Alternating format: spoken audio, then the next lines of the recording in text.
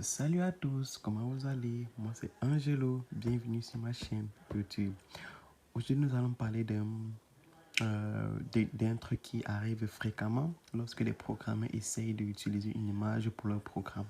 Ce qu'ils font, dans certains cas, c'est qu'ils téléchargent une image et ils essayent de lire cette image-là en fonction du programme qu'ils veulent utiliser. Avant de commencer, n'oubliez pas de vous abonner sur ma chaîne YouTube, de liker la vidéo, de la partager et surtout de commenter la vidéo et sans oublier d'activer la cloche de notification pour avoir des informations lorsque les prochaines vidéos arriveront. Donc aujourd'hui, nous allons parler de comment prendre une image qui a été téléchargée pour la lire dans un langage de programmation spécifique et pour pouvoir utiliser cette image-là pour notre programme, quelque chose comme ça. Aujourd'hui, nous allons parler de cette image appelée Bird. Oui, donc je vais prendre l'exemple avec cette image que j'ai téléchargée sur Internet. La voici. Et voici l'image Bird que j'ai téléchargée sur Internet. Et c'est avec cette image-là que je vais vous montrer comment, en utilisant le langage de programmation Python, c'est possible de lire cette image ici qui a été téléchargée dans la langue Python, de sorte que l'on puisse l'utiliser pour d'autres analyses, pour des raisons, en fait, pour ce que vous voulez faire avec.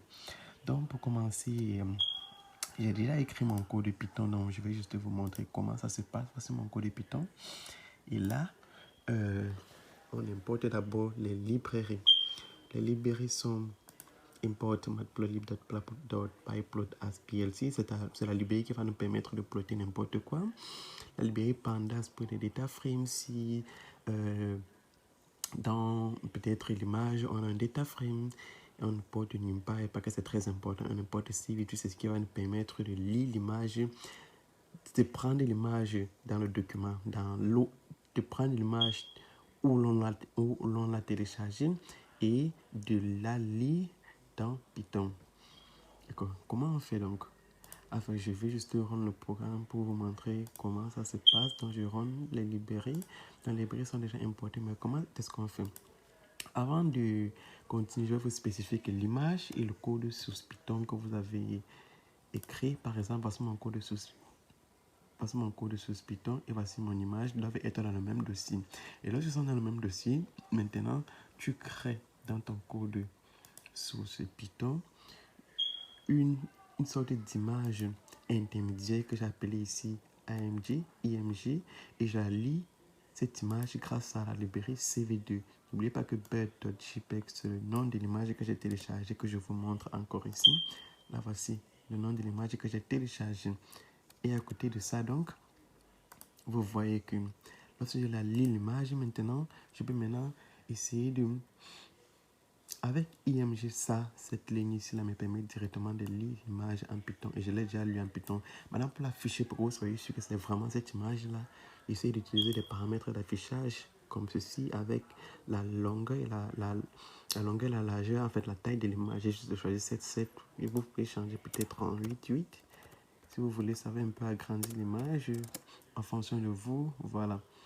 8,8 et maintenant vous essayez de lire l'image avec plc.imshow.